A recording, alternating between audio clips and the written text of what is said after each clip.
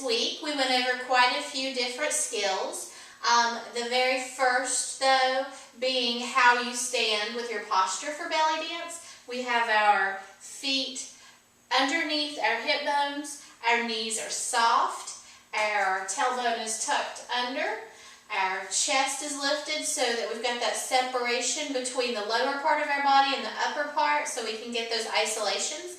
And our chin is lifted, we're smiling, we have some space between our arms and our body.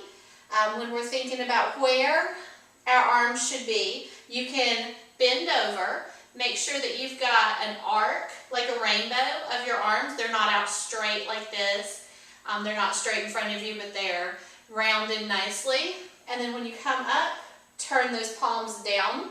And I have a pretty hand posture by having the fingers not all flat and in line with each other. Kind of think like how a Barbie doll's hands are.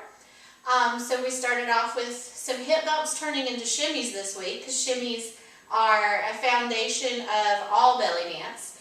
And we said that we were doing a very strong hip bump on each side, as if we were trying to close a car door. So as I'm bumping, my hip on each side is going up towards my rib cage. My knees are bending more and straightening out more, although they never get all the way straight. And we hip bump to whatever kind of music we like, and you just kind of keep thinking about getting faster and faster with it. Double it up, and then double it up some more until you get a good shimmy going on.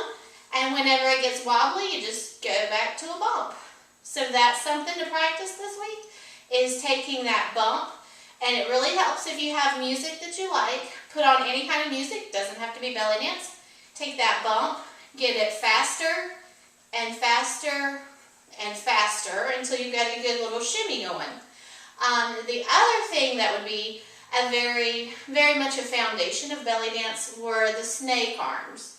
And we talked about how that snake arm is an extension from the shoulder, reaching out to the elbow, to the wrist, to the hands and fingers, and then it gets to a certain point and it all turns down and it comes back right back to us. So something you can work on even when you're sitting is to work those arms. Think about that shoulder to elbow to wrist, and that nice smooth transition to bring it right back down. You can do them on separate sides, but then the goal would be to alternate as one is going up, the other is coming down. They can be nice and tight, or they can be so big that they go in front of your body. But that's a good move that you can do just about anywhere, as long as it's not embarrassing to have people seeing you do it. Like I said, you can even be sitting down to do your snake arms.